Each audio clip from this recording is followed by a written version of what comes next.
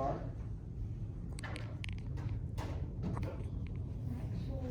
Implied. Well, all right, you got all three. All right, actual, implied, you remembered the lecture, and contour. Okay, so what do we mean when we say an actual line? Like where you take a line making tool, like a marker or a pencil or a pen or a brush, and you literally make a line. Whatever kind of line it is, it could be a wiggly, squiggly, crazy, irregular line, or it could be a perfectly straight line. They're all actual lines, meaning there's physically ink following that pattern all the way around. Okay, so that's pretty clear. So the other two are more abstract, more complicated. Let's take contour for a second, because it's a little bit less abstract. Contour basically means that, that any shape, if you had a shape, right? Because here's, think about it this way, right? Who here has ever done a drawing? Raise your hand if you've ever done any kind of drawing whatsoever. Come on. Never, everyone's done a drawing, at least once when they were 5, right? Okay. 2, has anyone ever done a drawing of something they were looking at, like trying to draw that thing directly? Raise your hand if you've done that. Okay, good. So if you were drawing something like a ball cap, right? And you're drawing it, right? The most logical thing you would do is you'd be like, all right, you would draw a line going around it, right? Whichever way you were looking at it, you would draw a line representing those edges. Does that make sense? Okay, now, consider this. Is there a line there? No, right? There is no line. The line does not exist. The line is purely an abstraction that we create in our head, right? In fact, all the difference is that there's this shape, this mass, and then there's the edge of it, right? And then there's the stuff that's around it, the air, the space behind, right? And when you draw that line, you're just representing the difference between this thing and where that edge is, right? Compared to the stuff that's not that. That makes sense? Okay. So, and the same would be true in a composition, like a purely abstract composition. Let's see. I had a pair of scissors. Where did I put it? Here we go.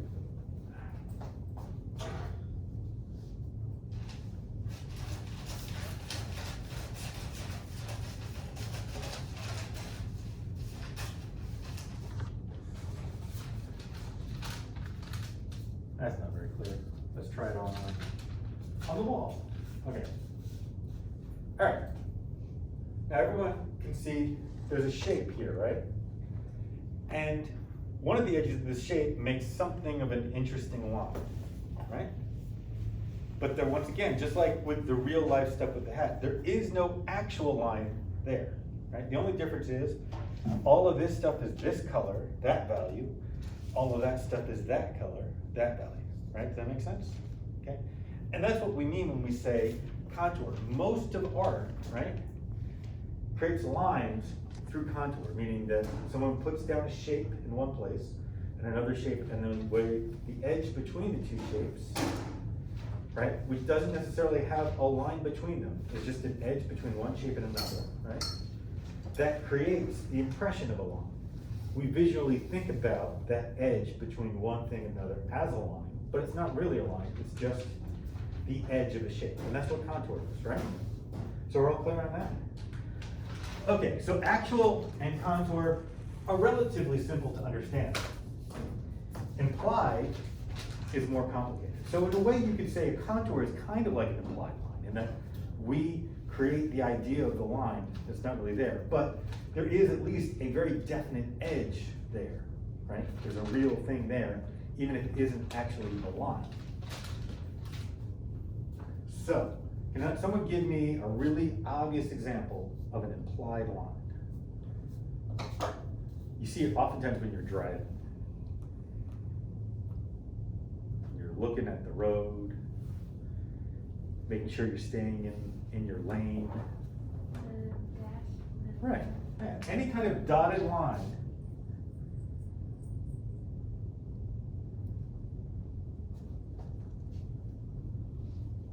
is an implied line, right? And I purposely went from dashes to just dots, right? But it could be anything, right? It could be a collection of shapes. I could do the same idea with just circles, right? You could do it with cars, right? Like if you were, you know, a 4-year-old who was slightly on the autism spectrum, you line up your cars, right? And then you line up your trains, right? Right? When we say line up, we literally mean they make a line, right? That makes sense? And if you were really creative, you might line them up in spirals and stuff. So, okay, so that's a type of implied line, right? And so they're all basically the same thing, whether it's a series of dots, a series of marks, a series of dashes, right? A dash is maybe a little less literal because each dash has a sense of direction to it. So it's like, it's not just holding that point, it's also saying where to go to the next point, right? But they all basically function the same way. It's what in perceptual psychology is what we call grouping, right? Where you're grouping some elements to create something bigger. In this case, grouping to create an implied line. You could also do grouping to create implied shapes. We'll get to that. Okay, so that's the most obvious form of an implied line. There are two other major ones that I covered in that lecture with Lucy and my wife. Can anyone remember what the other two might have been?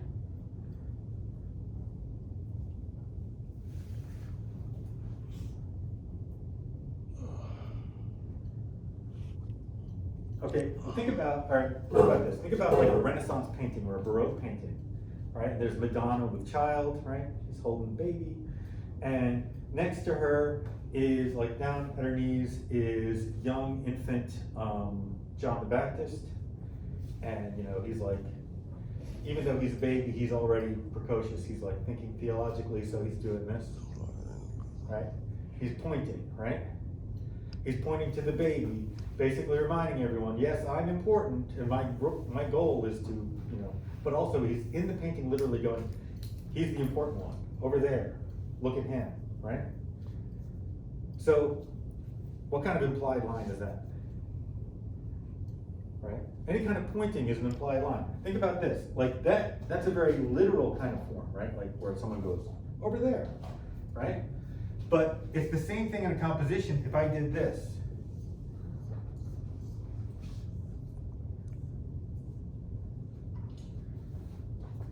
Right?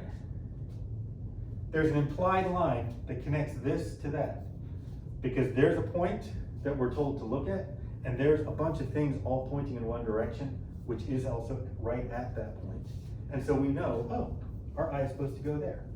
So, I mean, in a way, it's made out of some actual lines, but the actual lines then lead us through to an implied line. That make sense? Well, okay. All right, so what's the last one? This is the most complicated, the most abstract type of implied line. Anyone remember?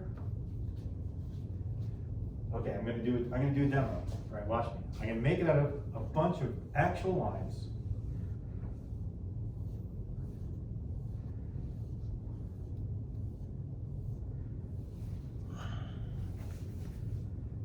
And really there's an infinite variety among these different rules. There's an infinite variety of rules, right? Like of ways of planning. Like you can, in paintings or in compositions and designs, you can have implied lines that both have pointing elements and then a certain amount of contour and then a certain amount of grouping things dotted along, leading you. You can combine these things, these different rules, any number of ways. But what's going on there?